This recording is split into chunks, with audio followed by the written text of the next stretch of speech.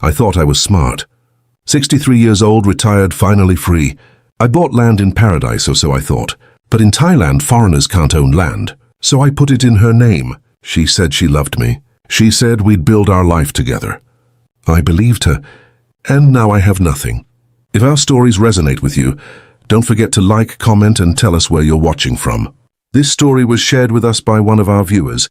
The first thing I noticed when I stepped off the plane in Phuket was the air. Warm, thick, heavy with salt and something else I couldn't name. Freedom, maybe. Or possibility. I stood outside the airport with my 2 suitcases and felt the weight lift off my shoulders for the first time in 8 years. 8 years since the divorce. 8 years of 12-hour shifts, fixing broken circuits in other people's homes while my own life stayed dark. I'd sold my house in Sacramento 3 weeks earlier.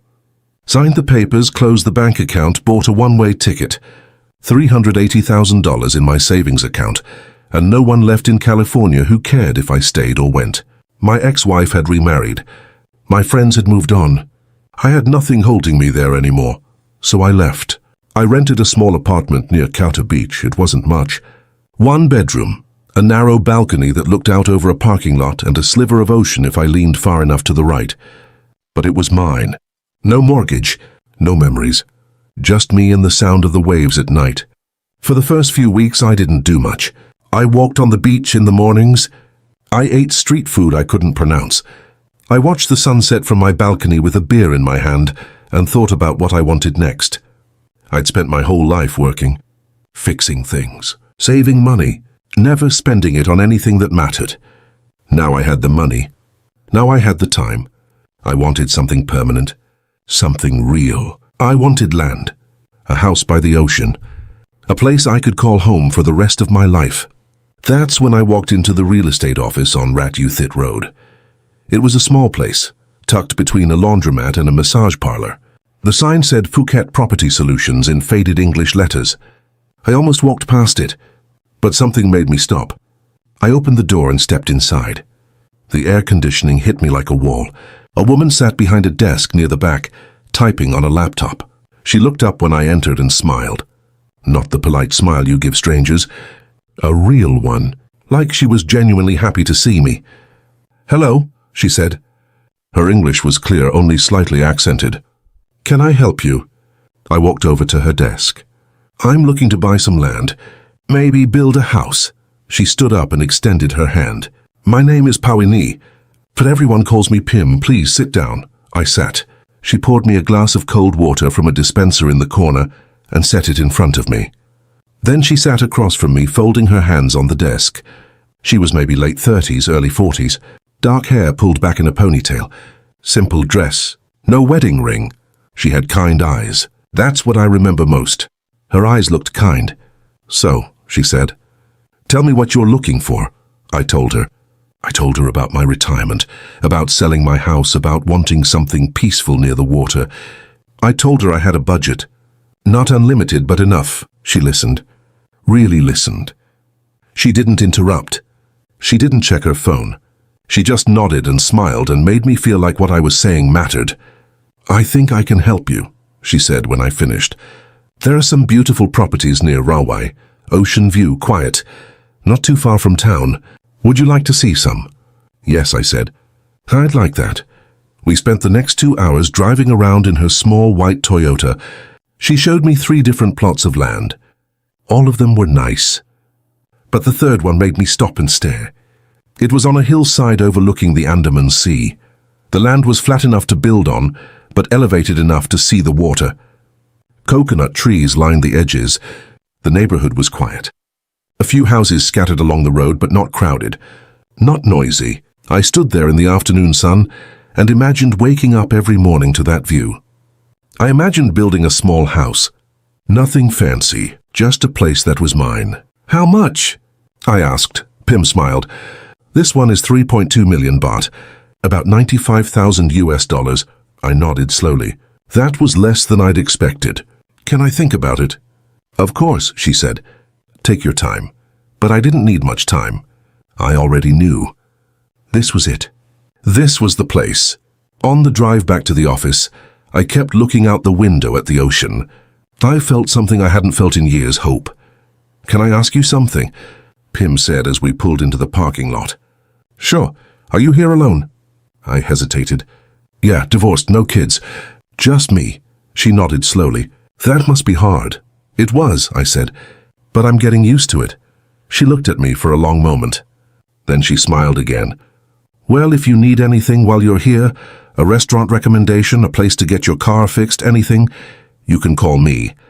I know it can be lonely starting over in a new place. I thanked her, and I meant it. I walked back to my apartment that night, feeling lighter than I had in months. Maybe years.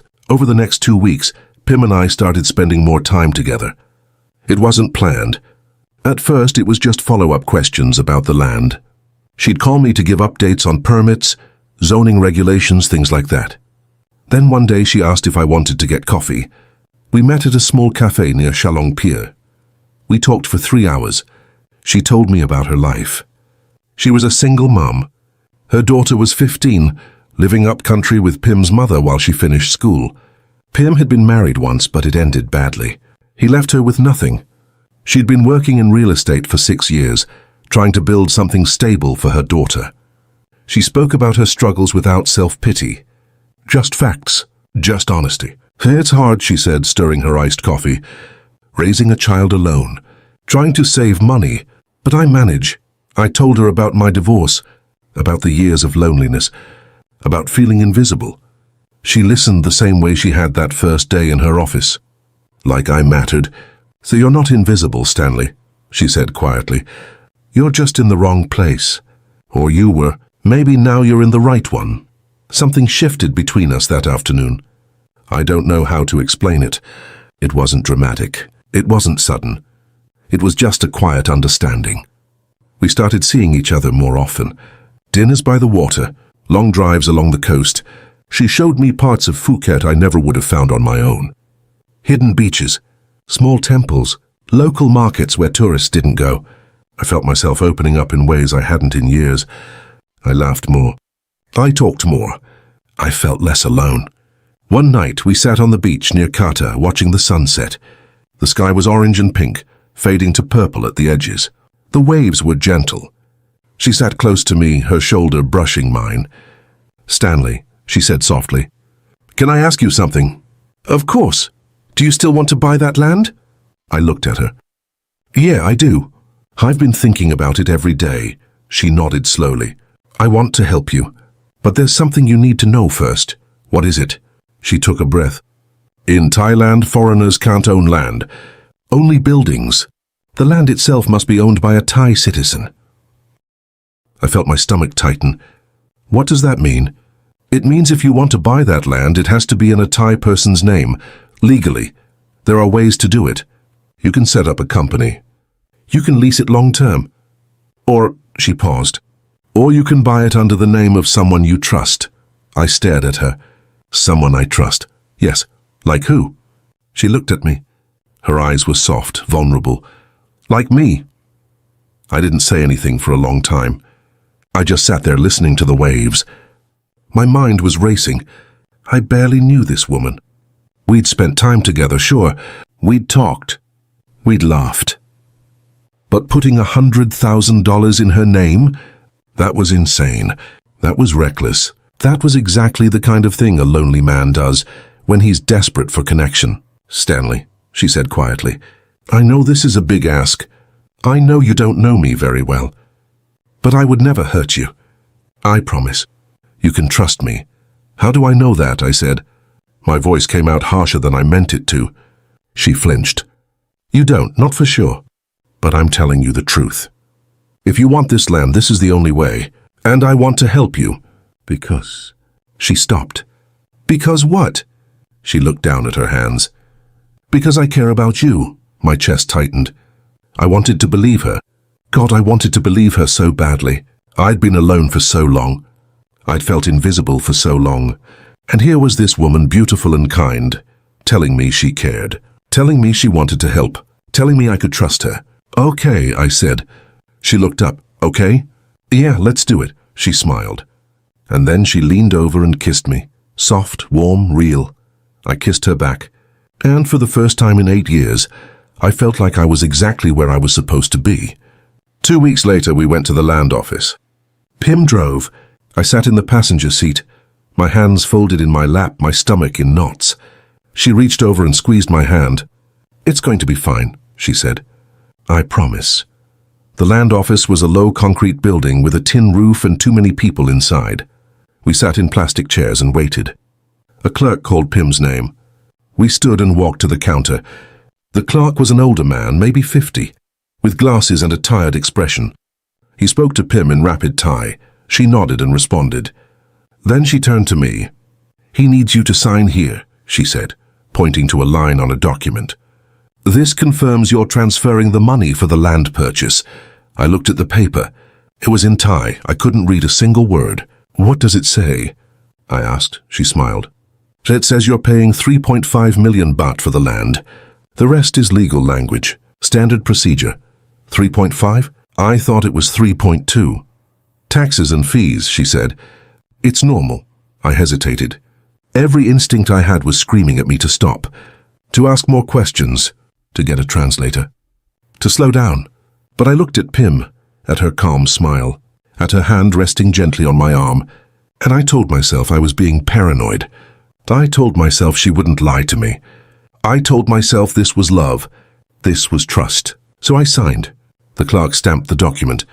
Pim signed next to my name. Then she handed over her ID card. The clerk typed something into his computer, printed another paper and handed it to her. She folded it carefully and put it in her purse. "That's it?" I asked. "That's it," she said. "The land is officially registered. In your name." "Yes, but it's yours, Stanley. We'll build your house. We'll make this work. I promise." We walked out of the office into the bright afternoon sun. My legs felt weak. My head felt light. I'd just transferred $120,000 into Pim's account that morning. The money was gone. The land was in her name. And I had nothing but her word that it would be okay. That night we celebrated at her apartment. She opened a bottle of champagne. We toasted to the future, to new beginnings, to us. She told me she loved me. I told her I loved her too. We made love on her couch, the lights of Phuket glowing through the window. Afterward I lay there with her head on my chest, listening to her breathe. I should have felt happy, relieved, excited. But all I felt was a cold weight pressing down on my ribs, a voice in the back of my mind whispering, "What did you just do?" I pushed it away.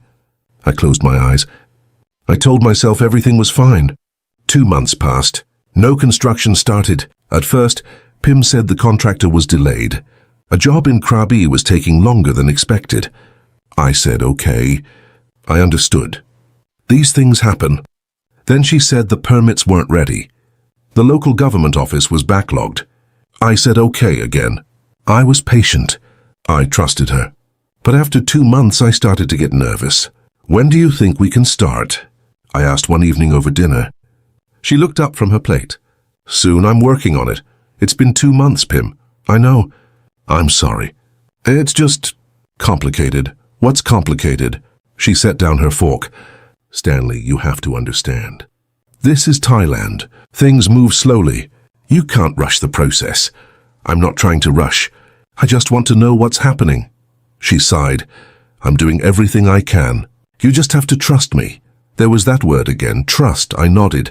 I didn't push. I didn't want to upset her. I didn't want to lose her. A week later, she called me crying. Her voice was shaking. "Stanley, I need your help." My chest tightened. "What's wrong?" "It's my daughter. She's sick. She needs to see a doctor, a specialist. But I don't have the money." "How much do you need?" $15,000. I know it's a lot. I wouldn't ask if it wasn't serious. I didn't hesitate. "I'll transfer it today." "Are you sure?" "Of course." "Your daughter needs help. I'll take care of it." She thanked me through tears. She told me I was the kindest man she'd ever met. She told me she didn't deserve me. I told her she was wrong. I told her we were in this together. I transferred the money that afternoon. $15,000 gone, just like that. But the construction still didn't start. Another month passed. I started asking more questions. I asked to see the land documents. She said they were at her lawyer's office. I asked if we could go together. She got quiet. Then she snapped at me. Why don't you trust me, Stanley? After everything I've done for you, after everything we've been through, I do trust you, I said quickly. I just want to understand what's happening. What's happening is I'm trying to build you a house, and you're making it harder by questioning everything I do. I felt my face go hot. I'm not questioning you. You are, and it hurts. I backed down. I apologized. I told her I was sorry. I told her I loved her. She softened. She kissed me. She told me everything would be okay. But I didn't feel okay. I felt something cold and heavy settling in my stomach. Something I couldn't name. Another 2 weeks passed. She stopped answering my calls as often. She said she was busy. She said work was stressful. I said I understood. But I didn't. I felt her pulling away, and I didn't know how to stop it. One evening I decided to surprise her. I bought flowers from a street vendor and drove to her apartment. It was just after sunset. The sky was purple. The streets were quiet. I parked outside her building and walked up the stairs to her unit. That's when I saw the motorcycle. A black Honda, parked right in front of her door. I stopped. My heart started pounding. I stood there for a long time staring at that bike. Then the door opened. A man stepped out, young Thai, maybe 30. He was smiling, laughing. He said something over his shoulder in Thai. Then Pim appeared in the doorway. She was wearing a robe. Her hair was down. She laughed at something he said, and then she kissed him. Not on the cheek. On the mouth. Long, slow, comfortable. I stood there holding flowers like an idiot. My chest went numb. My legs wouldn't move. I watched them. I watched her kiss him. I watched her smile. I watched her be someone I didn't recognize. Then she saw me. Her eyes met mine across the parking lot. Her face didn't change, no shock. No guilt, no fear. She just looked at me, calm, almost annoyed. She said something to the man in Thai. He glanced at me, shrugged, and walked past me to his motorcycle. He didn't even look at me. He just got on the bike and drove away. Pim walked toward me, slow, steady, like she had all the time in the world. Stanley, she said. Her voice was flat. You don't understand. I couldn't speak. My throat was closed. He's just a friend, she said. I found my voice. It came out cracked. I just watched you kiss him. She sighed. You're too jealous. This is why it won't work. Why what won't work? Us this, you want to control me. You want me to be something I'm not. I stared at her. I gave you everything. I didn't ask you to. You did. You asked me to trust you. You asked me to help you. You asked me for money. She crossed her arms. And I'm grateful. But that doesn't mean you own me. I never said I did. Then why are you here? Why are you following me? I'm not following you. I just wanted to surprise you. Well, congratulations. You did. She turned and walked back to her apartment. I stood there with the flowers in my hand. The petals were already wilting in the heat. I dropped them on the ground and walked back to my car. I sat in the driver's seat for an hour. I didn't cry. I didn't scream. I just sat there staring at nothing, feeling the world collapse around me. The next morning I called a lawyer. I found his name on an expat forum. Peter Grimshaw, British guy, been in Thailand for 20 years. His office was in Phuket town above a pharmacy. I climbed the narrow stairs and knocked on the door. A voice called out, "Come in." Peter was in his 50s, balding, with a thick grey beard and tired eyes. He gestured to a chair across from his desk. I sat. I told him everything. The land purchase, the money transfers, the promises, the lies. I showed him the bank statements, the text messages, the photos of the land. He listened without interrupting. When I finished, he leaned back in his chair and rubbed his face. "Mate," he said, "I'm going to be straight with you. You're fucked." I felt my stomach drop. "What do you mean?" "The land is in her name. Legally, it's hers. You can try to prove a relationship, maybe argue there was an implied agreement, but without a marriage certificate or a written contract, you've got almost nothing. There has to be something I can do." He shook his head. "You can sue. It'll take years, cost you more money, and you'll probably lose. Thai courts don't look kindly on foreigners trying to claim land through loopholes. They see it as trying to circumvent the law.